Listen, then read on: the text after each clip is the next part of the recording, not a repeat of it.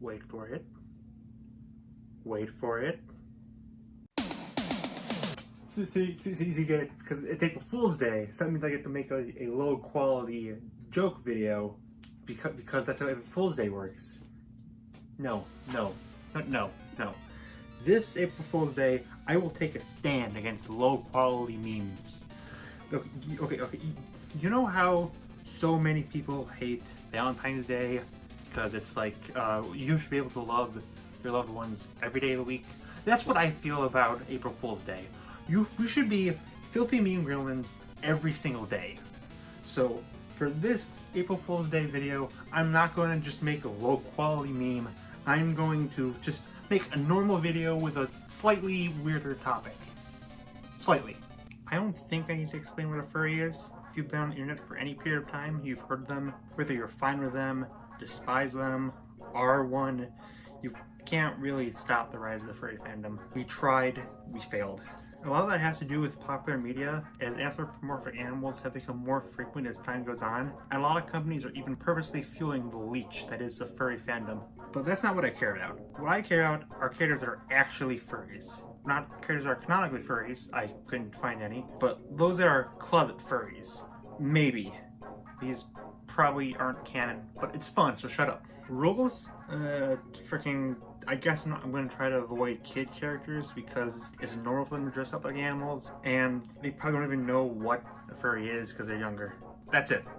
0 or 10 characters are furries, definitely, probably, maybe. They all want to have sex with Big the Cat. Sonic and furries go together like me and definitely trying to think of a funny goes together joke. It's like the quintessential furry thing. Finding a furry in Sonic is hard though, since most are animal characters. Eggman's only real human, and I almost put on the list because I didn't think you could find a human to get with.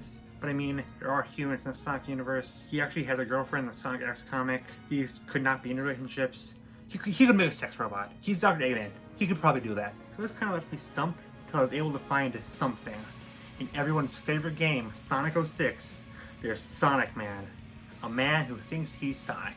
Yep, he spouts that he was the one who rescued Elise. He can run at fast speeds. I don't know how he thinks this, considering that he obviously didn't do this, but it isn't strange for a Sonic fan to be delusional. He's just kind of an NPC in one single game, so I don't really have much to say here. We'll get more degenerate as the list goes on, I promise. They all want to have sex with Big the Cat. There's a lot of stories of a human dating an animal. If I included them all, it'd get boring, so let's just pick one. But which one? That's hard, since they're all getting on the list for the same reason. Do I go with Vanessa from B-Movie for the memes? Or one of the various games that you can romance non-humans? I almost went with Adora from the She-Ra reboot. That's her and Catra a thing.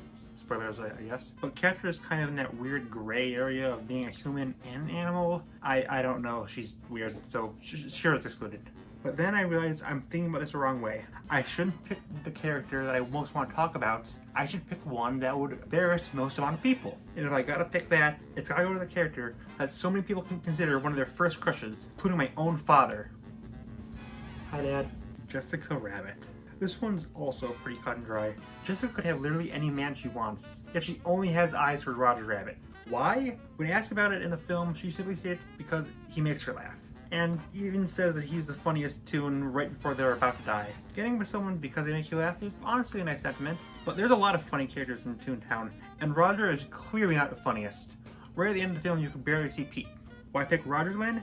Because she's a furry. Granted, Pete's an animal too, but this is funnier in my head. Y'all motherfuckers were worshipping a furry for almost 4 decades. Bye! They all want to have sex with Big the Cat. In the world of My Hero Academia, over 80% of the population has their own special powers called quirks. Obviously, to fill out the world, they had to make some of the characters have similar powers, like the different forms of elemental attacks or sound-based powers. Another very common power theme is animals. 2 being the most obvious, being a frog. Those characters like Captain Selkie, Gang Orca, or Mikuro. There's even characters who look like animals who have powers that have nothing to do with said animal, like the police chief or Tokiyami. With that being said though, none of these guys make the list. They're all born with the appearance of the animal, not something they decided to do. So it's not very fair to include them on this list. Heck, you could argue some of these are the actual animal that they look like. Then there's these 4. The Wild Pussycats are obviously based off cats. So, what's their quirks? Well, the 4 members are Mandalay, a telepath, Ragdoll, who can detect the location and weak point of up to 100 people, Pixie Bob, who has a really stupid name that can manipulate Earth, and Tiger, who can stretch and flatten his own body any way he wants. Knows anything about all 4 of these guys? None of their quirks have anything to do with cats. It's not even like Tokiyami, where they just randomly were born like an animal. These 4 are just people in costumes. I'm 90% sure these are just 4 furries who probably meet every Tuesday at RP together, and they just all happen to get powers and decide, hey, why not get paid to be a furry? What are they gonna do about it? Say no? One of the pro heroes is a freaking washing machine. They'll accept anyone. They all want to have sex with Big the cat. Mario is like the original furry. In the first handful of games, he's fine, but Mario 3 dives into furry heck likes not even deviant have seen. Frog suits, hammer suits, not 1 but 2 raccoon suits. He's really making up for lost time. Seems like in every single game he gains a new animal suit. Rabbits, bees, penguins, ghosts. Ghosts count as animals, right? Whatever, it's my list. 3D World really dials up the furriness to 11. The cat suit is so obviously made by a furry. Cat Bell is literally a fursuit. He freaking meows when he's in it, and they're not even hiding it. I don't even want to bring up Odyssey. I have no idea how possessing animals fits into this, but I guarantee it's a kink. Going back to 3D World though, I'm not leaving the others out of this. Every Mario 3D World character is not shot and bought here. Luigi's a furry. Peach is a furry. Toad is a massive furry. Toadette is wanted for 12 counts of manslaughter, it's also a furry. Bowser's a furry, and Rosalina... Am I a furry? They all want to have sex with Big the cat. I hate myself. I really don't want to desecrate Kirby's name, but I have to do my job. Kirby's a furry. It's undeniable. One of his many copy abilities is literally called Animal for Pete's sake. Also of note, he has 2 confirmed romantic relationships. One with Ribbon, a fairy, so she's fine. The other though is Choo Choo, an octopus. Octopi are disgusting. Who would ever want to date a cephalopod?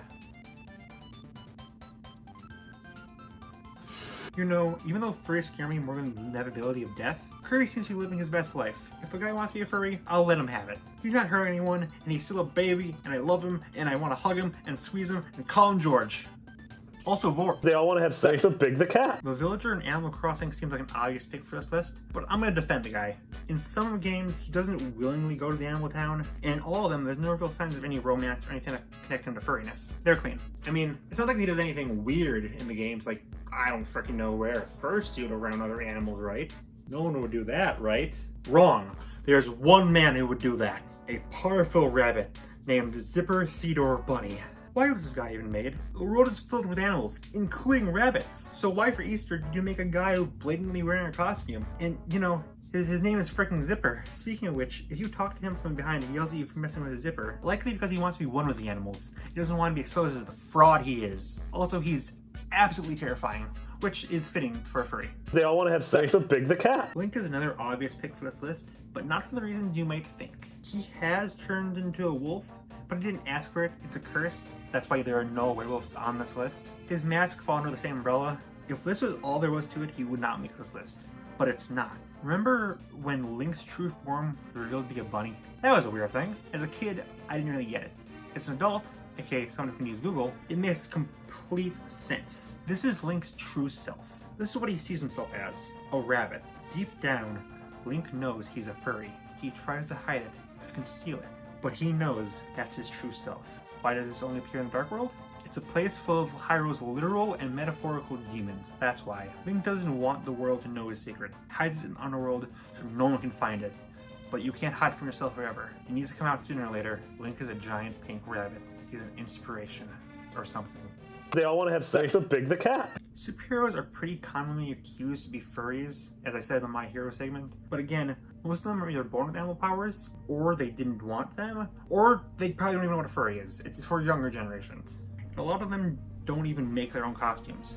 So it's a good thing there's no young, internet-savvy costume designer who makes an entire freaking country look like their persona, right? Shuri's name rhymes with furry. It was destiny for her to land on this list. Before you say anything, yes, I know the whole panther theme dates back in their culture for centuries, but it could easily be changed. Why didn't she make the designs more practical or cooler based off crocodiles? I like crocodiles. Shuri's making her entire country dress like her persona. She's forcing her own brother to do it. T'Challa might think that he's the leader of Wakanda, but really, just like every government, behind every leader is a furry. They all want to have sex with Big the cat. I'm surprised more people don't connect TMNT to the dark side of the internet very often. Yes, the main characters are reptiles, but almost every single human character has some sort of furriness. Splinter is the most obvious one. He's literally a guy that turns into a rat. But to be fair, in some versions it's not willingly. Bebop and Rocksteady, though, they were willingly turned into animals. Dr. Stockman didn't want to be turned into a bug, but he loved it when he did. And in the 2012 show, he was genuinely upset that he was turned back. Almost every previously human mutant ends up loving their new forms. It doesn't matter the series, they all have at least one.